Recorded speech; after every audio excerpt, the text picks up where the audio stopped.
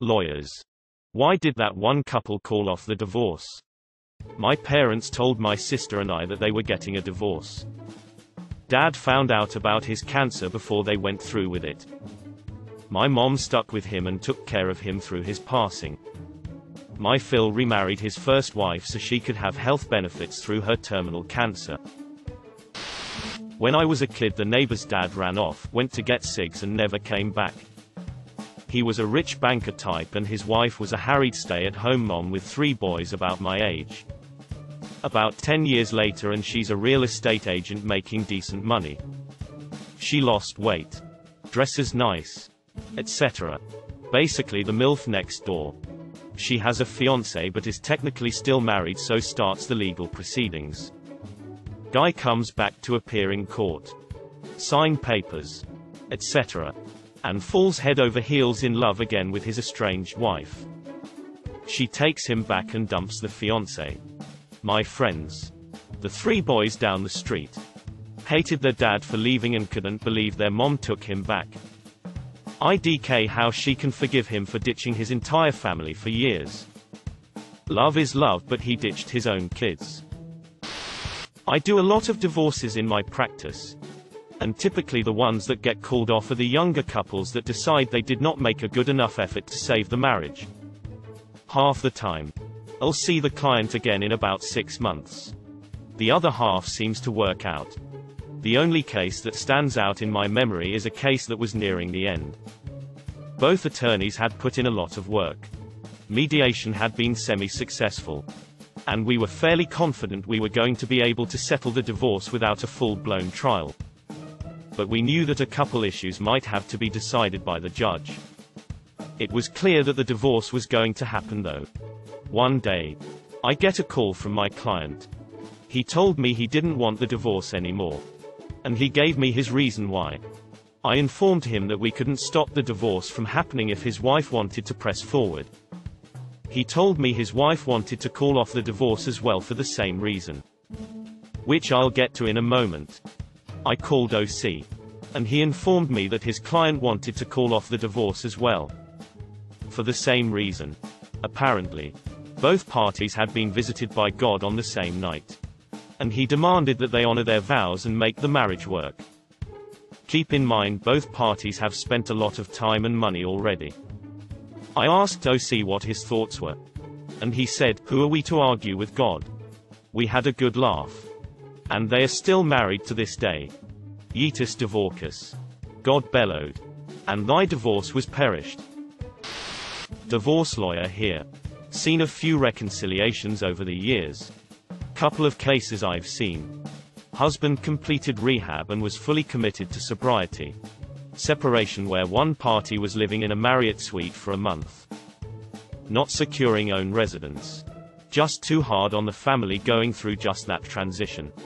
Much less an entire divorce. 2 parents realizing that they couldn't put the kids through the process of a divorce at that time. 2 elder parties who just realized it made no financial sense to be divorced. Taxes, health insurance, etc. One thing to definitely make clear is that lawyers, for the most part, are actually happy to see 2 people not get divorced, especially if there are kids involved. Yes, we don't get paid as much. But there's always someone getting divorced. As a divorce lawyer, you accept that you traffic in human misery, and sometimes it's just nice to see people staying together. Reconciliations, when it's for the best, and adoptions, those are the best parts of the job. My aunt and uncle recently decided not to get divorced. He's legitimately crazy and on his 4th wife. She doesn't speak any English and is with him for his pension.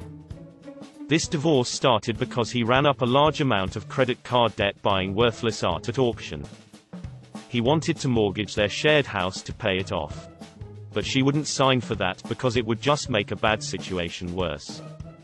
Thus he wanted to divorce her for not signing, and she wanted to divorce him to secure her half of the money from his antics.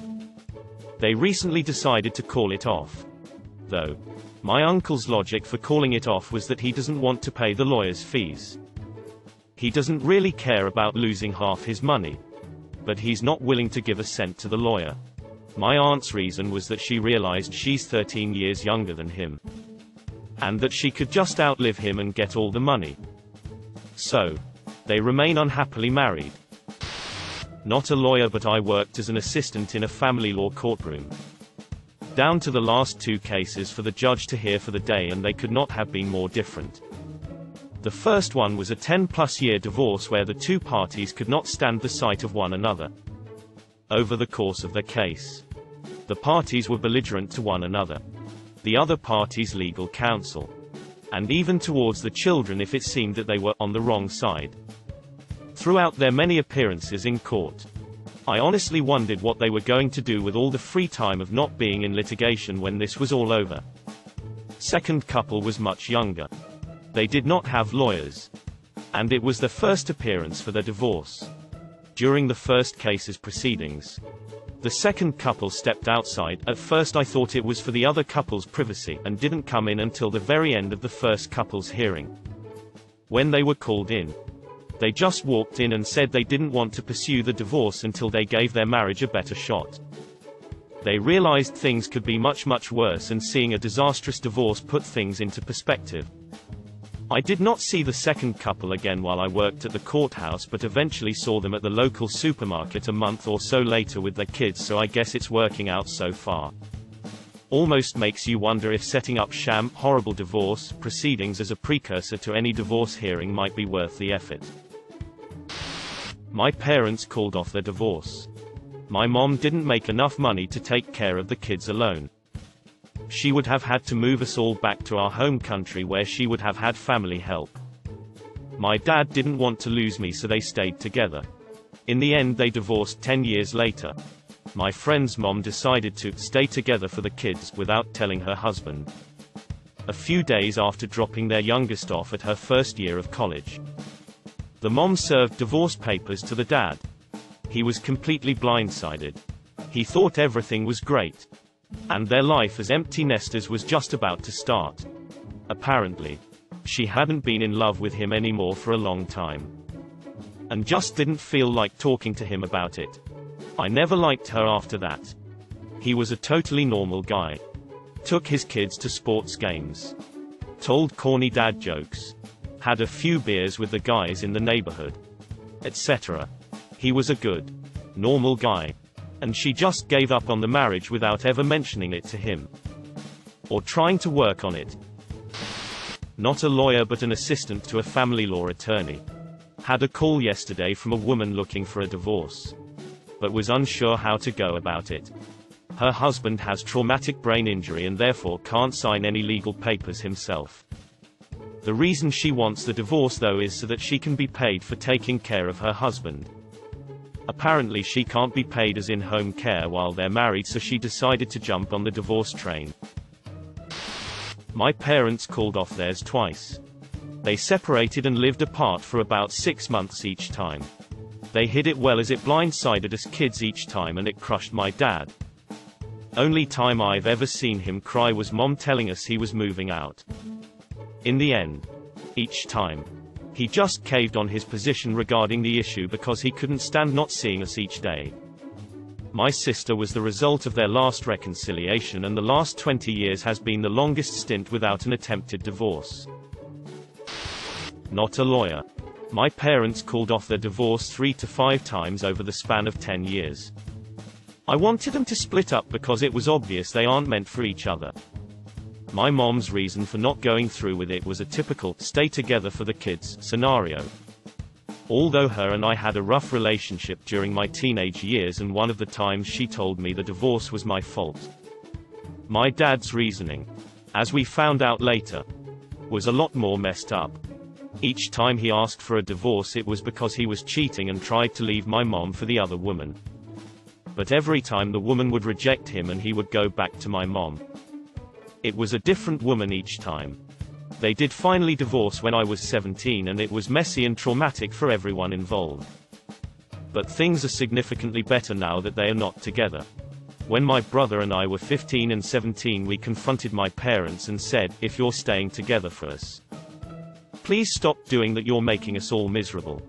A few days later, they said they were getting divorced, and after a customary separation period, they did. Not a lawyer, but my parents called off their divorce. I'm pretty sure they weren't all that serious about the divorce in the first place. But my dad left in the middle of the night after an argument. We were having money problems, so they fought a lot, but I don't think either of them ever left the house until this point.